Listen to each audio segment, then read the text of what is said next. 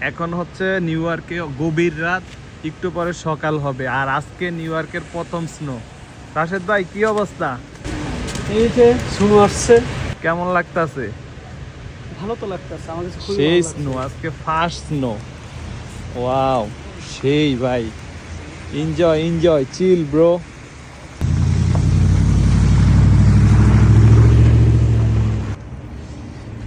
ছবি দেখা যাচ্ছে না।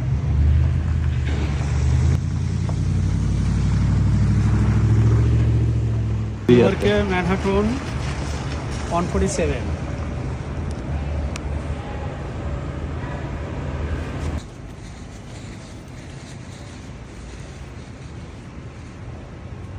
নাইস প্লেস, হ্যাঁ।